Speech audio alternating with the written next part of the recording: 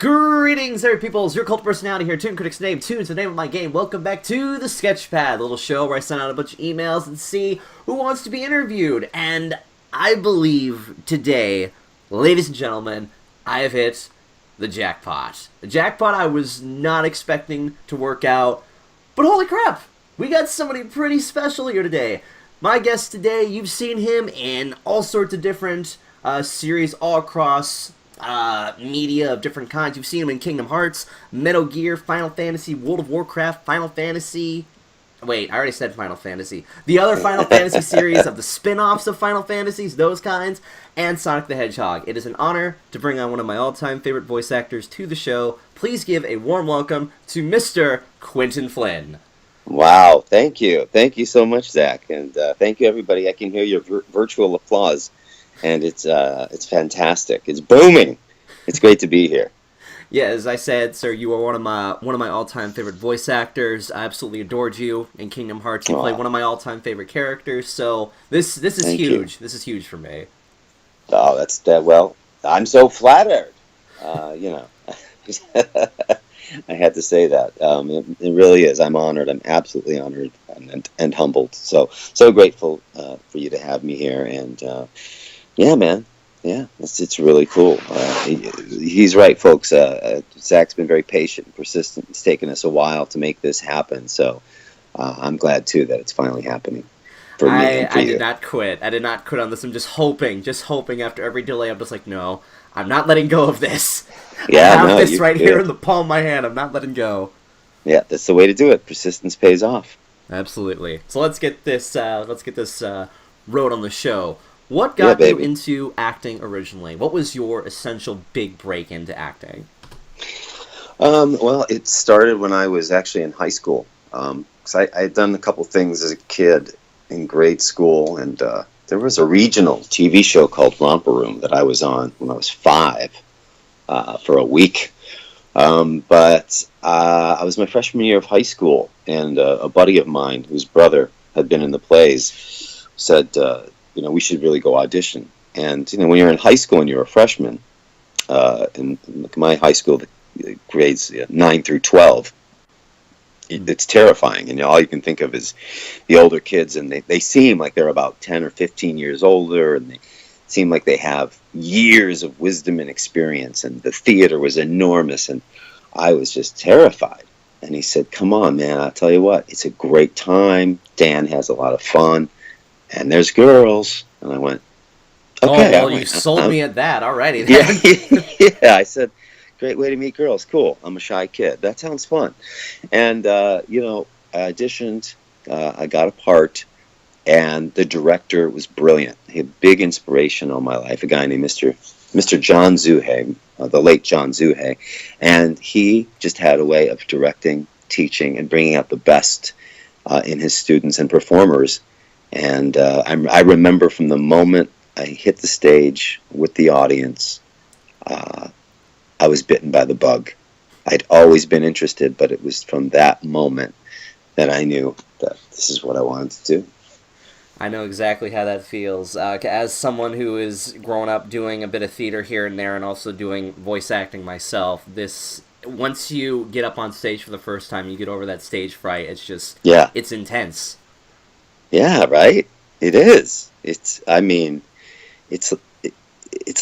being on the other side of the looking glass. All of a sudden you go, this is how it happens. It's very surreal, and then the integration of how it works and how you do it and how you grow and how you go.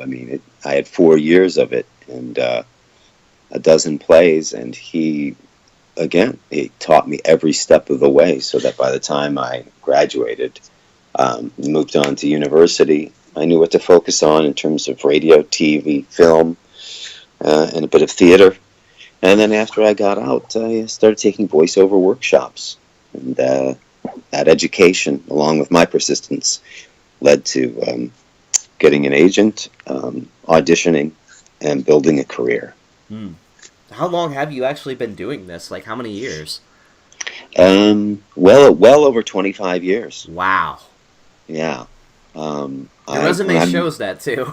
Yeah, thank you. Yeah. In fact, I think there and there's a lot of jobs it doesn't show because when I started, I think the first couple of years I did commercial work, but the first series that's listed on IMDb where I had a voiceover role in an animated series was TV's Aladdin. Ah. And there's a lot of other things I had done, but unfortunately back then there was no imdb.com. So there's a lot of things that weren't listed. But according to my SAG card, which is a Screen Actors Guild, I've been a member since 1988. Wow. Which means the year that I moved to Los Angeles, I got into the union, and that was no small feat. So yeah, man, it's been a journey. It's been a hell of a journey. Yeah, I can see that. Like, with all the years that you've been working, playing so many different characters and whatnot. Actually, really nicely segues in my next question. What are some qualities you think a voice actor or actress should have?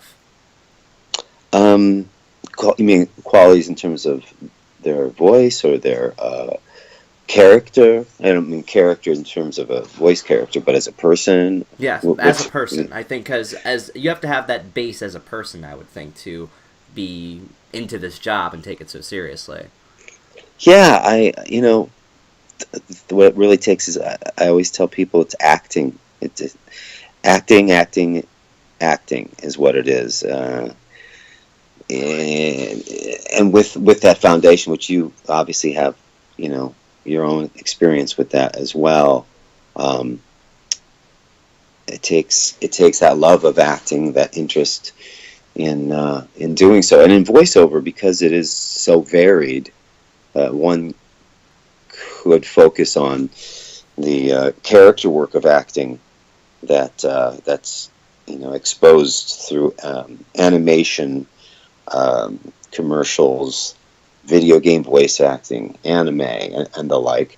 But then, of course, there's also the commercial voiceover work. There's narration. There's promos for TV and radio and the internet. There's industrial work. I mean, God, there's so much.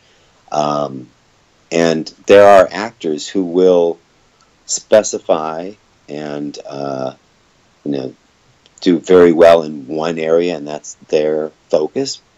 And then there's others like myself who kind of do a bit of all, and can hit in all areas. It's kind of like being an athlete, like being a baseball player, who you can either be a right-handed batter, and you have a certain way of slugging and hitting away, and as a fielder you may play just one position. But there are some guys, at least outside of the major leagues, who can play multiple positions and well. And as an actor, for me, I love being able to play different positions, different characters.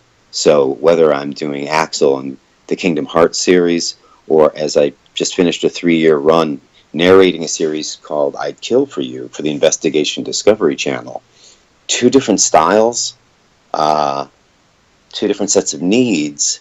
However, it is still acting, and I'm having to work with a script. I'm having to work with a director, do adjustments with writing, sometimes improvise. It's an interactive medium where I'm not only given direction, but I'm giving suggestions myself. And in that team effort, we create whatever is necessary for the ultimate outcome, the ultimate win for the project, which is just like a ball game. You're looking to create the win for the team, and it's definitely not just about me. It's serving the greater good. Yeah, what I'm getting from this, it sounds like versatility is very key. Well, it is, especially because today there's so many more people doing it, and there is a lot of opportunity, but because of the amount of people who are doing it today compared to when I started, it's a good idea if you have the training and the skills to be able to do more if you can. But any way you do it, it's got to be a passion, and know that it's not easy, to be honest. It's just not easy. If it's what you love to do and it's what you want to do, it's an art. There's no science to it, and I mean, you can try to find a science to it, but it doesn't always work. Yeah, no, there isn't. I think ultimately what I found, and it's kind of a life lesson, is if we find out who we are, being our authentic self, the more you know that your true voice, the easier you will be able to live, well, to do what you do, to live your authentic life, and to be able to give an authentic performance for your characters, or that, whatever version that of yourself there is for commercials, like I said, or whatever the genre, narration or animation or video games, and then being able to leave the results, because it's not about rejection, it's about selection. And so if I'm selected for a project, that's a win, and that is awesome. If I'm not selected, what I've had to learn is it's not because I didn't do something right, and it's not because I did something wrong. It's because they decided to select someone else that they preferred for the role. Mm-hmm. They chose that person. It's not that they didn't choose me. It's they actively chose someone else that better suited their needs. And again, that means that I'm not the only person who didn't get the job. There's could be 50, 100, 200, God knows how many more people. Could be up to 1,000. I don't know. Folks who lost out on a particular role, and everybody's looking for a sure thing. But as in life, there are no sure things. That's very true. I found that out. I found that out the hard way one time. Now, Yeah. How so? I found there was one particular role that I was going for, and I studied for it like crazy. Like, I had it down. I was adapting the character, and I thought for sure I had it, because I knew, my friend was a big part of the project, and I thought, oh, he's my friend, and he knows me well enough, and I didn't get the part, and I'm like, oh, alright, I guess this was not going to be easy to get into this. I assumed that, and that was the only time where I've ever had something like that happen to me. Yeah, it's a drag. It's a letdown. And you know what? Totally get it. Because believe me, there have been plenty of projects I've auditioned for, and I'm like, I nail it in my head. Or I might have said to even the booth director or someone, I nailed that. Like, there's no way I'm not getting that. And then it didn't happen. And I'd be like, wait, what? Oh my God. But I was so certain. And that's, again, when I learned that valuable lesson that, yeah, man, you do your best. You knock it out of the park. The job is in the audition process, and we do our best, and I know you nailed it, just as I did, but for reasons beyond which we understand, we didn't get that role.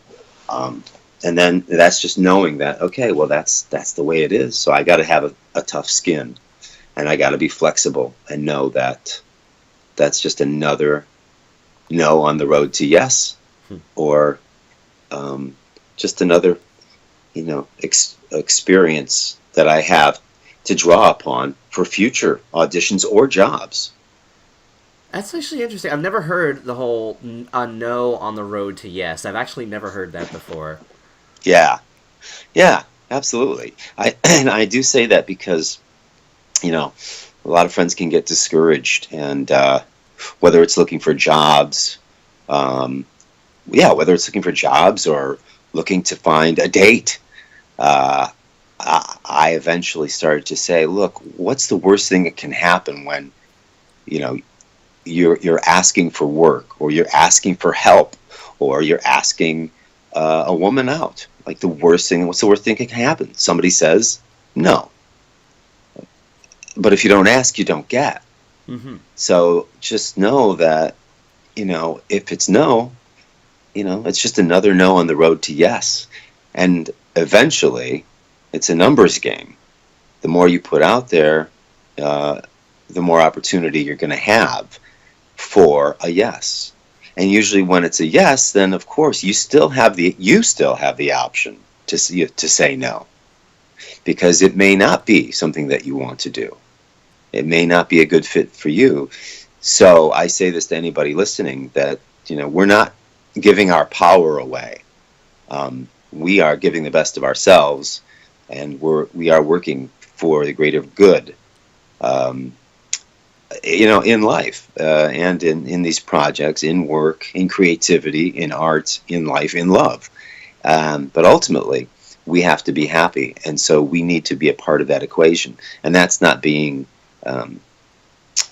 self-centered or an egomaniac. That's actually being wise and honest and respectful of ourselves and others. I like how we just got deep there for like the first 15 minutes of this. Like, that was really cool. All right. Oh, good. Yeah. All right. Yeah. Now I can lighten up, and I can totally drop that if you want. No. I think that's really cool. I think that's a great way to ease things in, because I'm not gonna lie, I was extremely nervous when I was setting this up, and I'm just like, okay, this is just a chill conversation now. All right, like, anxiety's out the window now. Now he's a person. Not one of my favorite video game characters. He's a person. All right. Well, I know it's a tough thing. I get it. I totally understand. I've been in your shoes before, man, and you start to wonder what's the question, what's the right question to ask, how do I ask it, and all of a sudden time is speeding and your head is buzzing, and the heart rate is pumping. But and you know what? I'm nervous too, because as I'm sharing what I'm sharing, I'm thinking, what do I have to offer? And am I saying it quickly enough? Am I saying it smart enough? Oh my gosh, I better be funny, because if I'm not funny, then people are going to get bored. Wait a minute, I'm not even doing any character voices. They're probably like, what the hell?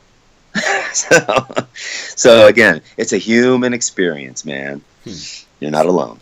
So, all right, I've danced around, actually asking the questions. So now we can actually talk about Kingdom Hearts. We can talk about Axel. I think one of your most popular role, I'm guessing. Yes. So yes.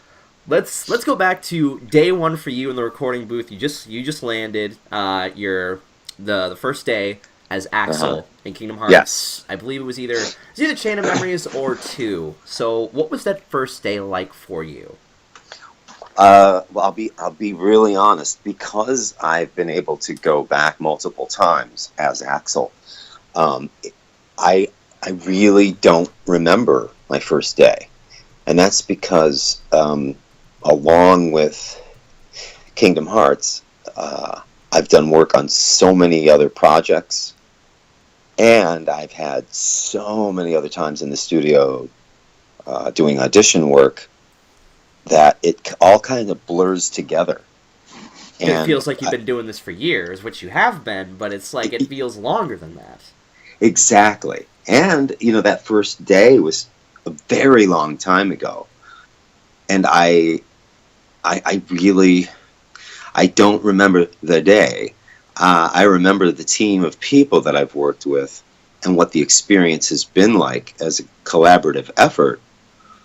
However, nothing about that first day really stands out to me, which is a good thing. That's because I was a good fit. I was who they wanted for the role, and there was nothing that I faced when I went in the booth that was alarming or challenging or disturbing in any way, shape, or form. It was uneventful, and that's a good thing. That's like putting on the right pair of shoes. When it just fits, you're like, okay, cool, and you walk out the door. So there's your answer. Well, that actually works for me. I want to also, I guess, add on to that. How has being part of the Kingdom Hearts series affected you personally over the years? Well, I tell you, it was about 11 years ago. I did my first guest appearance at a convention. And I didn't know when I went then what I know now, 11 years later. You got all the fangirls screaming over, oh my god, Axel, you're so cool!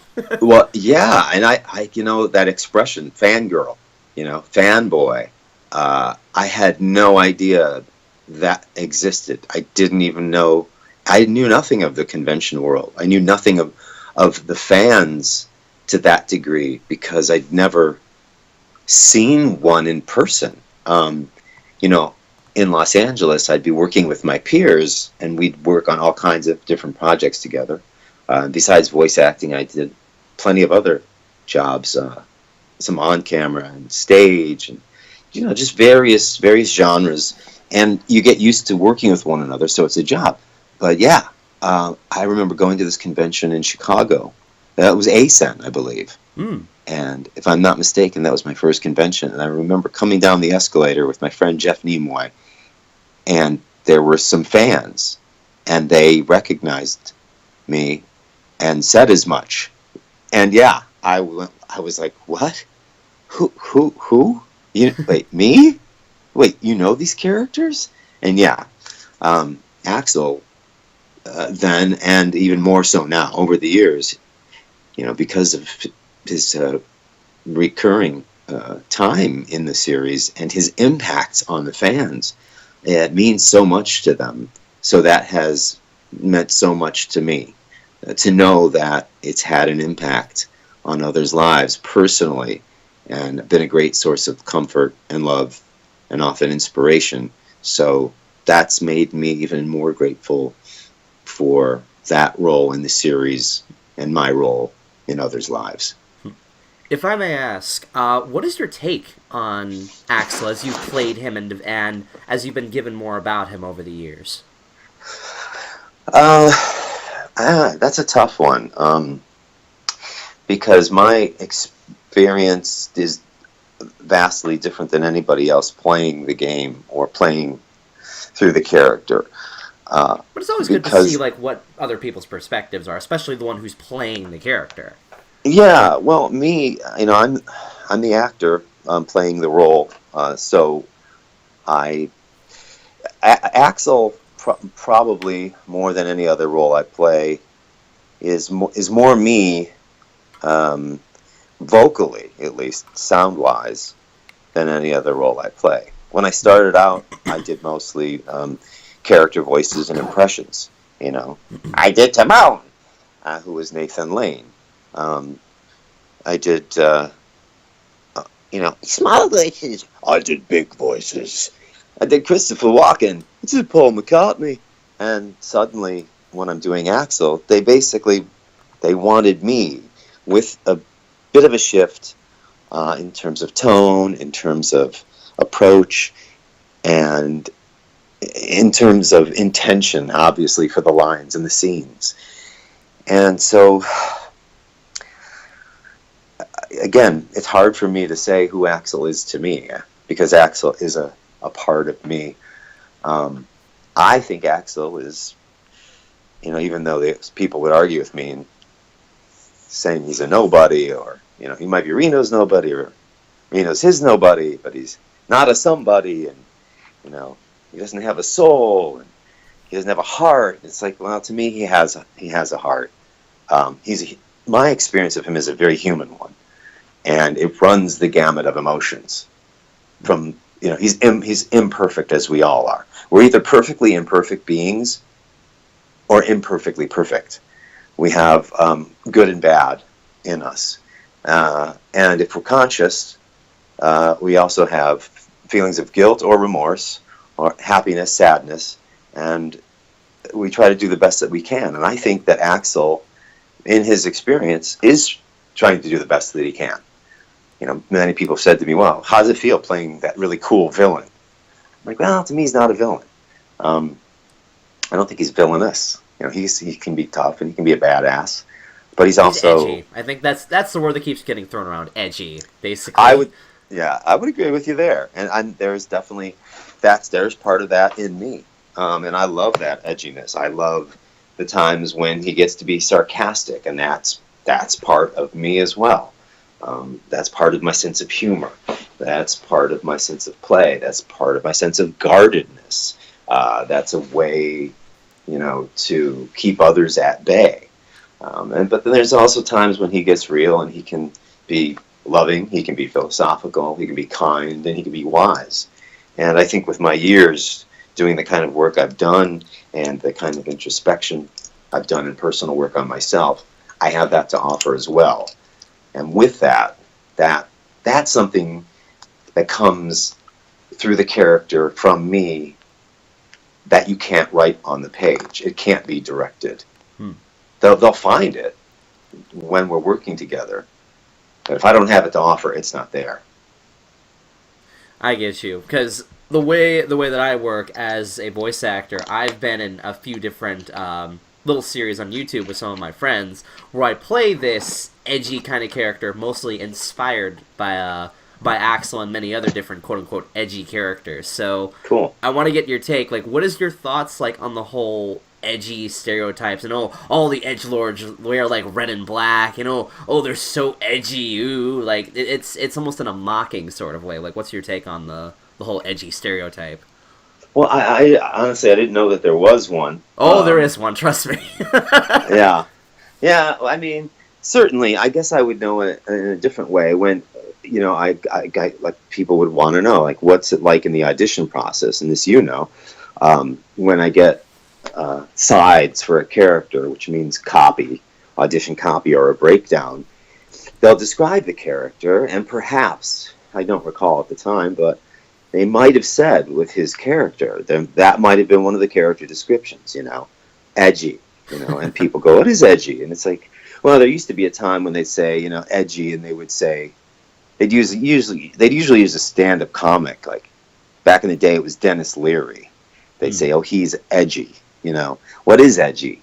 Edgy is somebody who can be, I don't know, a bit brusque, maybe sarcastic, on the edge, borderline, threatening, could be, but not necessarily evil. Edgy runs that between that, and there's maybe a sense of humor, or sarcastic, sardonic, kind of tough and cool. But what is tough and cool? Somebody who's tough and cool doesn't know they're tough and cool. Somebody who is vulnerable doesn't necessarily know they're vulnerable and sweet.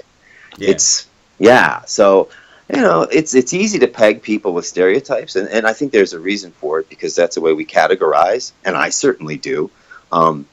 But in doing so, when I hear that word, okay, he's got to be edgy, he's got to be cool, he's got to be this, he's got to be that, I think about it, and then I think about what people I've seen, who I've seen that have those characteristics, or what roles I've seen others in, maybe what referrals or references they're giving me, and then I try to incorporate that into the performance.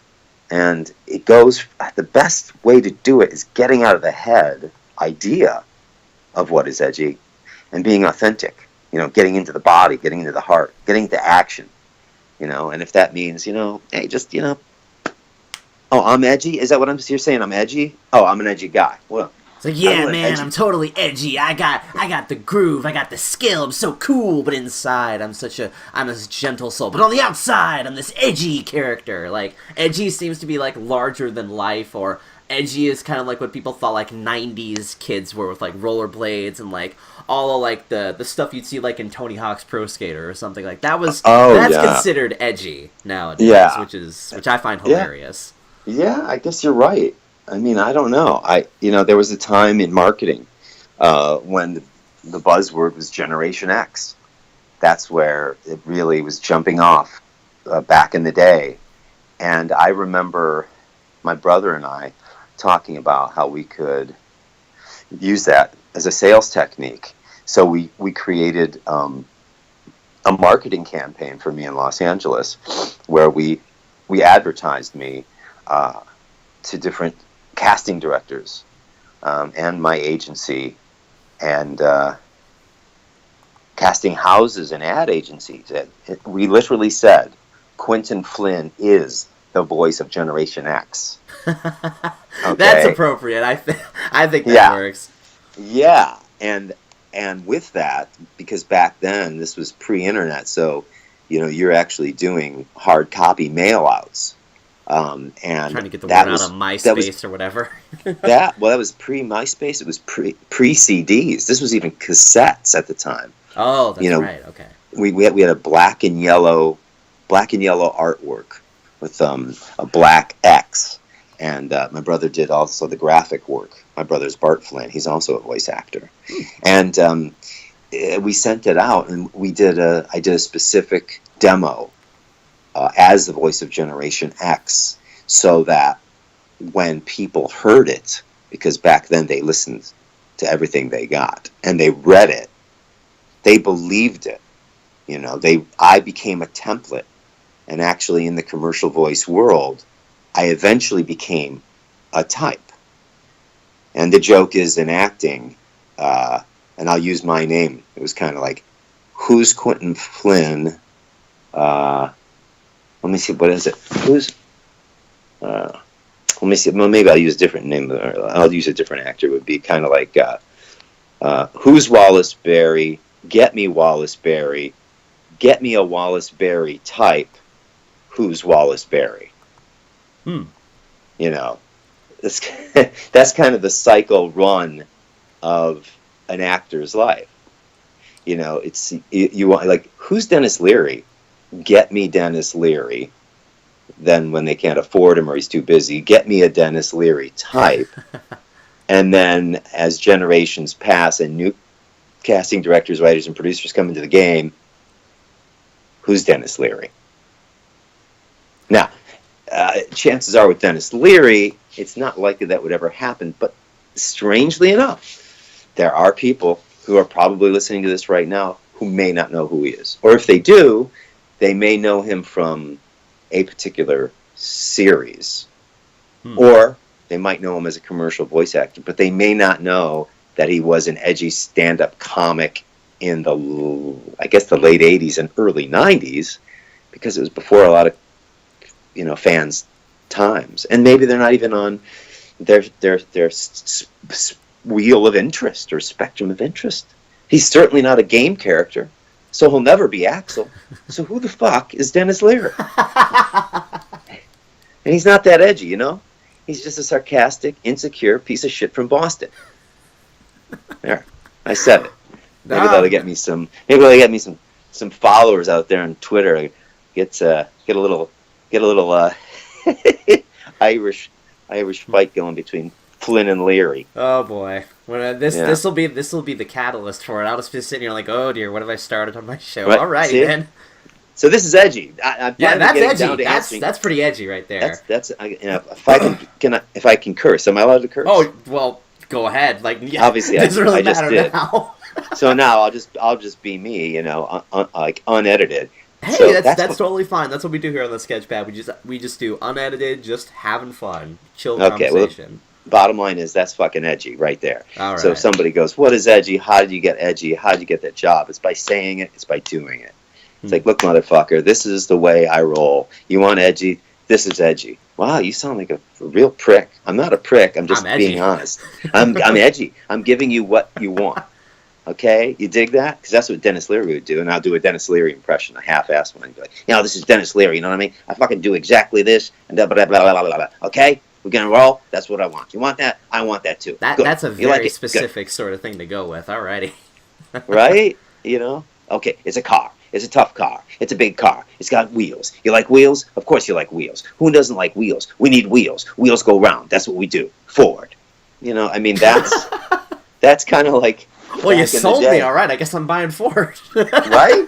And that's me doing a Dennis Leary type. That's me doing a Dennis Leary impression, because that's what they got. They wanted him from his stand-up, and he'd basically say, oh, you want me? Well, the thing is, I talk pretty fast. I'm going to do this. You want tough? I'm going to give you tough. It's a piece of cake, right? You like cake? I like cake. Cake is soft. Cake is good, but it can be tough to have.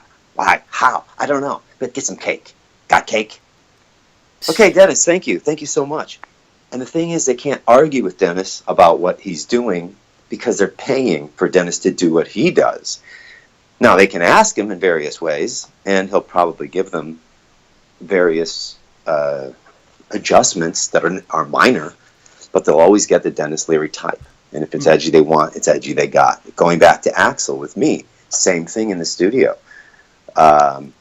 There's a certain window, there's a certain range that I know in which to perform as Axel and how to give them what they're asking for.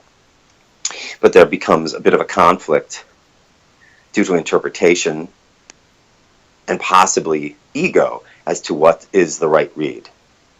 And that's where it takes kind of putting that aside and going with the flow, and then trusting that they hear what they need and get what they want when I do what I do. And sometimes they'll select something that I don't particularly care for, but ultimately when I hear the whole thing, in the end, they've made the right choice. And hearing my character interacting with the others, especially some of the scenes with Roxas, they're seamless. And I think the longer I've been doing it, the better it's gotten, because the more comfortable with the character I've become and the more trustworthy they are with me being Axel. There you go. Yeah, that's actually pretty good. Thank you. Yeah, we've been going at this for a while, by the way. I only have 5 questions left. Is that okay? Yeah, that's fine. Okay, good, because, like, we've been at this for, like, 35 minutes, and I almost thought, oh, okay, we just been having a good time, though, throughout all this. And that's actually, that's pretty good. Yeah, well, you mentioned... I tend to be, I'll be honest, I tend to be verbose, and I know brevity is the route to clarity, but I have a tough time finding that route. No, that's perfectly fine. I mean, if this goes for an hour, it goes for an hour. But hey, you get something out of it, so... Let's hope. All right, buddy. All right. So hit me. All right. Actually, funny enough, can I get, if I may, because you play, I guess, one of the edgiest characters around, can I get your seal of approval for my character real quick?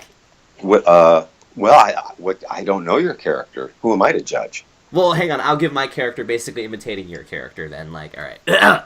Zio, all right. Name's Cartoons. I'm the edgiest dude around. You know, Edgetola, reviews, and Trolla. Got it memorized? Very cool. Very cool, man. Yeah, that's you.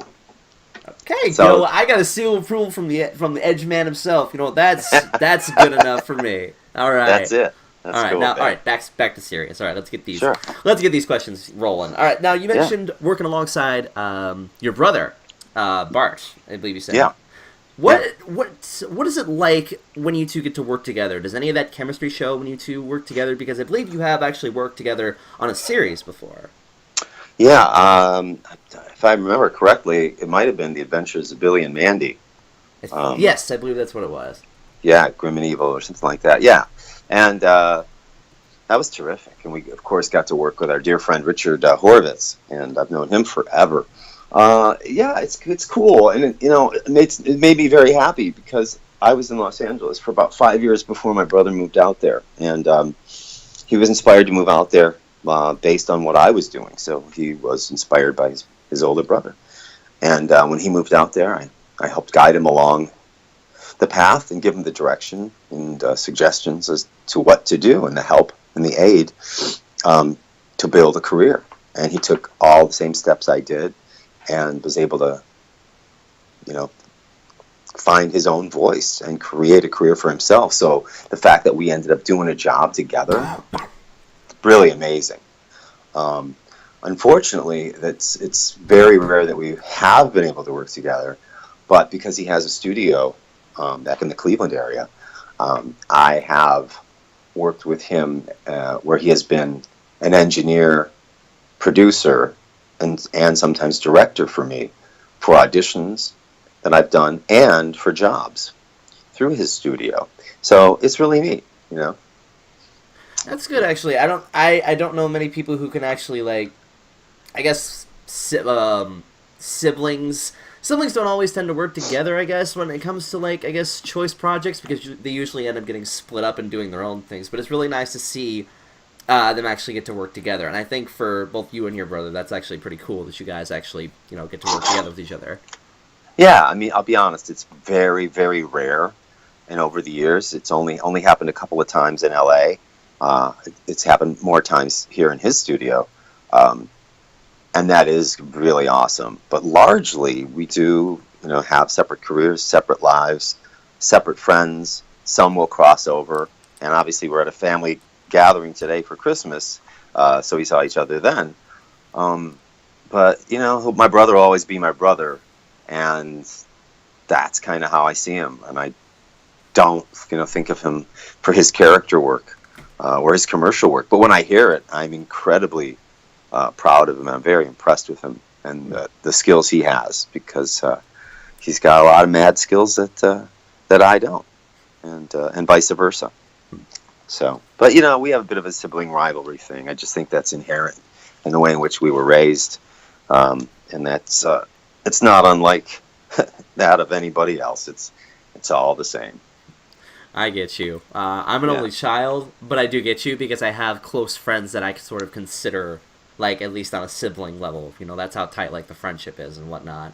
Sure.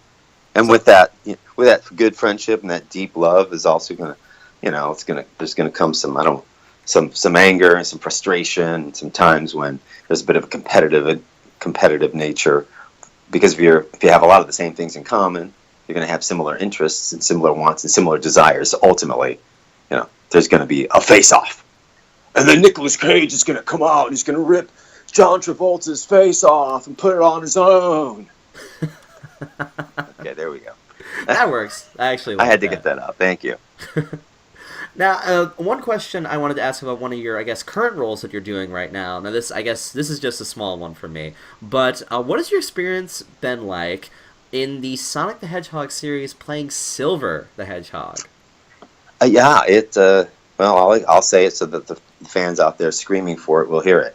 It's no use! It is no use playing Silver. No, I love it. In the latest installment, I had a great time with director Jack Fletcher and the whole team from Sega. Just wonderful people, great script. Silver has a larger role to play. Especially in Forces, which recently came out. Exactly, that's what I'm referring to. Yeah, Forces. Much larger role than he has before. I had a greater opportunity to, quote-unquote, play, and so that experience, is burned into my mind, my mind's eye, because I had such a great time with the team, and I was so present. And that's the other thing. The more present we are, the more we remember things in life. And again, I really took the time, and Jack Fletcher is such a great director that it's fun and it's easy. And he trusts me, and I trust him. And when that happens, it's great. And the producers were fantastic. And they were from Japan as well, and that was really neat. And we took pictures after all was said and done, and now I can talk about it. I couldn't talk about it before it came out, but I loved it, and I love that the character grew. And what's so nice now is that fans have enjoyed me playing him so much so that they're actually starting to say things like, "Hey, how about a spin-off?" And of course, I'm not the creator or the producer, so I can't make that happen, but I say, yes, I'm all for it. Start a writing campaign, gang. Let's get like some kind of, not GoFundMe, what is it, like petition.org, petition to get Silver the Hedgehog his own game, which I would be all for too, and I think he would be perfect for it. Thank you. Yeah, no, it's fun. So do it, gang. You heard Zach. Help me help you.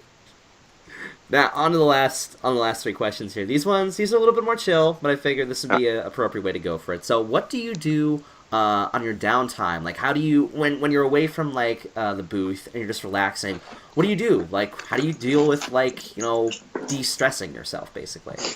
Ah, boy, that's a tough one. That's something I actually am still working on today, because growing up, I'm a workaholic. I am. Yeah, I am.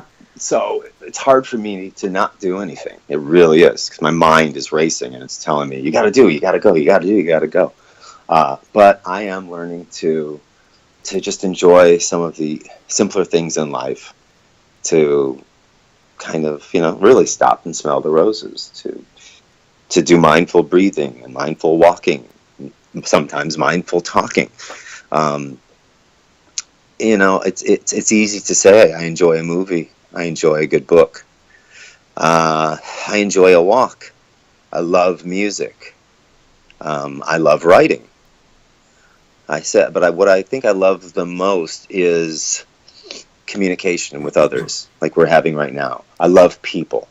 And so anytime I have an opportunity to talk with others, to work with others, to help others, to be of service, I like that. I really like that. And I just enjoy other people's company. I enjoy sitting and visiting with, my mother or a dear friend. Maybe just having a cup of coffee, chewing the fat, shooting the shit. I mean, last night I ended up getting together with some friends of mine. The Ohio State game was on, and they were playing Wisconsin. And a buddy of mine, who I've known since I was in junior high, said, "Come on over." He said, "Hey man, it's Renai's birthday." Now that Renai means nothing to you, but means everything to me. He's a pal of ours, Darren Renacella, and it was his birthday. And I've known Darren since we were, in junior high. And so he's like, "Burnsy's going to be there." That's Brad Burns. "Ferrito's going to be there." That's Joe Ferrito. This is Marco Gambatese talking. Marco, Mike Strumbly, Mike's brother-in-law John was there. And I went over and we hung out. And just being in each other's company, watching the game, switching off between that and the Cavaliers game where the Cavs are playing the Grizzlies, I think. If I'm not mistaken. If I am, somebody, will certainly correct me on social media. But we were going back and forth between the games, and we're just bullshitting.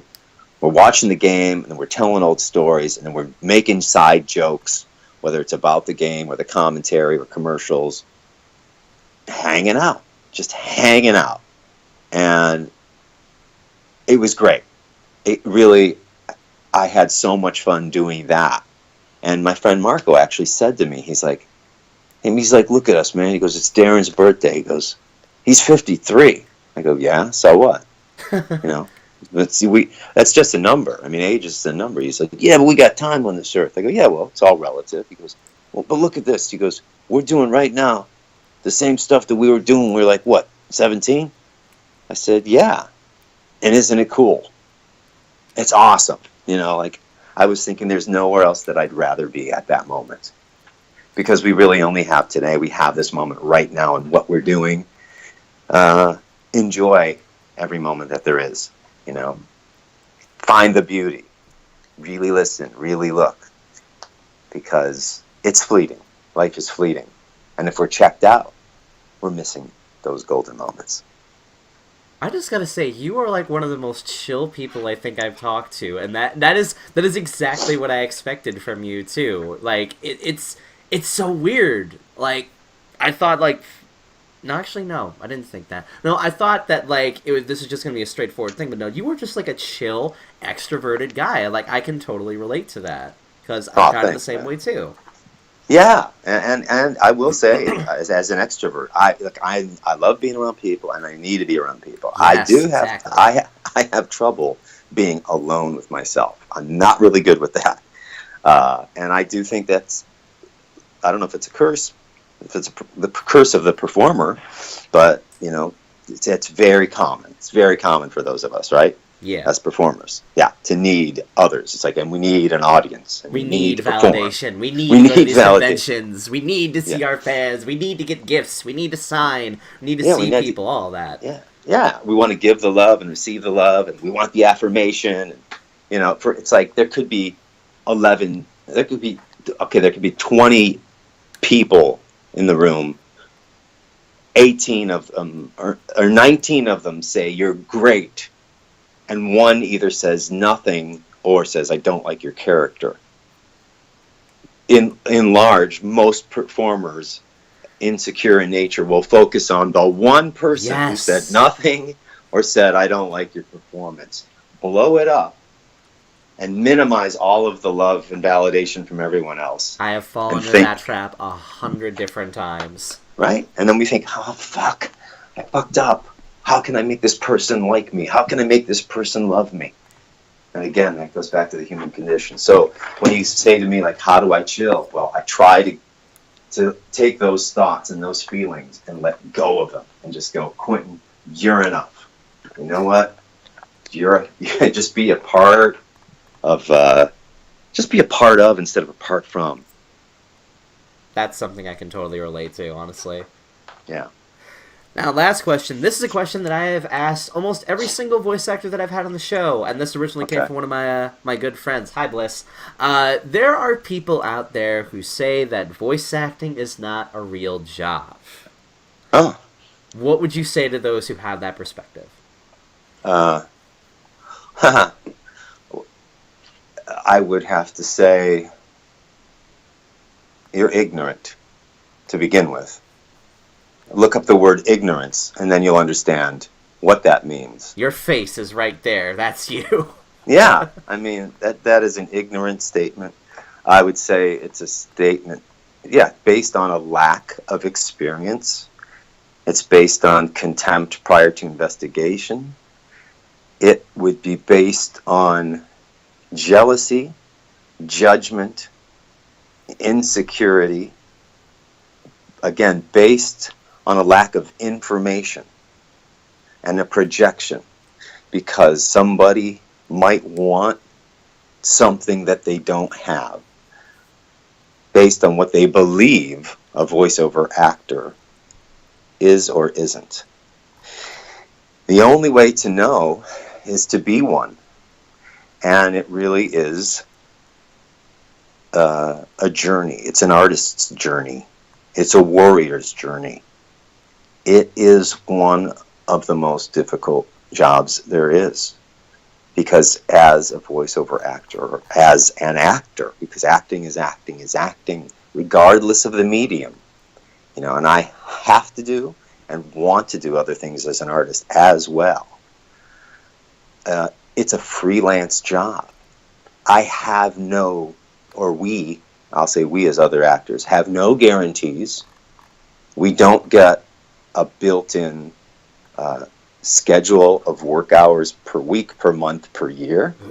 We don't get a built-in 401k. There is no built-in SEP-IRA account. There is no built-in time for vacations. My job, or our job, is to be available to audition 5 days a week. And before someone makes an opinion about what that is, an audition is a job interview. So I would always say this to people who make a remark like that. How about if you had your job and it was over within 4 hours, and then you had to go do a series of job interviews the next day, and the next day, and the next day? Imagine if an engineer, or if an accountant, or if a banker, or you name it, you know, insert the selected profession, had to keep interviewing for work for the rest of their lives. That's what, first of all, people, one of the greatest fears people have is public speaking. Yeah. Well, I think along with that goes performing, because you may be on the stage, or getting behind a microphone because you're acting, which is performing, which is a form of public speaking, because you're speaking in front of somebody else and you're going to be judged. So that goes back to my original theory, which is somebody projecting their attitude or opinion based on a lack of experience. Why? Because they have fear. And they're afraid of losing something they've got, or not getting what they want. So picking the life of an artist or an actor in voice acting, some people would say you have to be insane, because there is no security there. There is no security net. We have to have a huge amount of trust and faith, and we work our asses off. And you've already heard it in the preceding, 40 minutes of our discussion. Roughly. The way in which I've talked about the process of creating a character and building a scene with the direction and guidance of others based on what's written in front of me and my life experience. Giving, taking, and letting go. It takes time. It takes effort. There's physical strain, there's mental strain, there's emotional strain. When do we get paid? Do we get paid at the end of the day? No. It might be in 30 days, it might be in 60 days, it might be in 90 days. Sometimes it's a buyout, which means there's no residual income. So I'm not sitting in a palatial mansion in Malibu, just staring at piles of gold. No, I'm a regular working Joe. I'm like a plumber. I have a particular set of skills, and when there's a leak, they'll contact me, and they'll contact others like me, and they'll see who does the best work and who will give them the best deal, and then they will hire that plumber. So to those of you who say, it is not a job, it is not a profession, I would say, once again, you have no idea what you're talking about. Because unless you've done it and lived it and not been able to pay your bills, You are ignorant. And I would say arrogant, but usually one would have to have some kind of experience, wealth, and a tremendous amount of insecurity to be arrogant. So what you're telling me then basically is that any plumber can be a voice actor then? Ah, no, I've been listening, no. I'm totally on your side, but the way you were describing, I'm just like, so plumbing. I have to get into plumbing to be a voice actor. Okay. Yeah, that's what you have to do. No, and look, at the truth of the matter is, somebody could minimize the art of plumbing because it is an art. And I can't do plumbing. I've watched plumbers do the work that they do, and it's beyond me. It's beyond my skill set. You have to be a pro to be able to do it, and there is an art to it as well as a science. And I can't do it, and I don't want to do it. I don't have a passion for it. It's just not within me. But being an artist is who I've always been, and I'm still searching.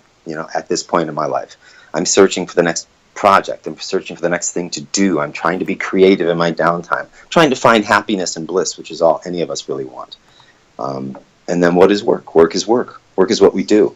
But they do say you'll never work a day in your life if you do what makes you happy. And I will say as much, that when I get to do what makes me happy, which is performing, I am a very happy man. And with that, I end my comment to your question. All right. I think that's a very appropriate way to end this interview then. So, before we head off, sir, is there anything you'd like to promote? Any shameless self-promotion, if you will? Well, I will say that you guys can go to my Facebook page. I have actually a fan page, and that's where we will announce my upcoming conventions. Oftentimes, I've got some great people working for me and with me who will post some really cool old character work of mine, and there's so sometimes cool. By the questions. way, I've seen that. Yeah, you've seen, right? And there's questions. What character is this? What show is this? What game is this? Or did you know Quinton did this? Did you know I had done this music? Did you know I was in this on-camera role? Wishing people, happy holidays. So I would love for people to follow me on my Facebook page, my fan page, not my personal page, because I'm eventually going to start phasing that out. I'm on Instagram as well. I'm not tremendously active with Instagram and Twitter, although I do post things. But I would say go there. In addition to that, just spread the word about me. If you have an interest in what I do, by all means, tell others. I'm happy to do interviews, and if you want me to come to your town, contact those conventions and tell them about me and tell them you want me, because I love to travel. I love to meet the fans. I suit up and show up and go anywhere and everywhere I'm asked. And this past year, for example, I was as close as Fort Wayne, Indiana, and as far away as Adelaide, Australia. And everyone universally was wonderful, and I was given the opportunity to do what I'm doing with you right now, and that's be interviewed, answer questions, inspire to the best of my ability, entertain, and just get to share the love, man. All right. And be a fucking plumber. Okay, everybody? Be a fucking plumber. Bottom line. Okay? Have fun.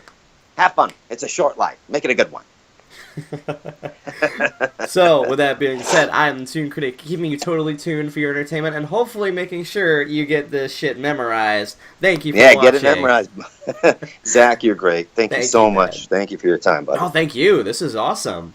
Cheers, man. Best of luck in your pursuit. With that being said, all that good stuff. Like, comment, subscribe, all that good stuff. Go and follow Quinton on his social media stuff. And we'll see you in the next video. Stay awesome.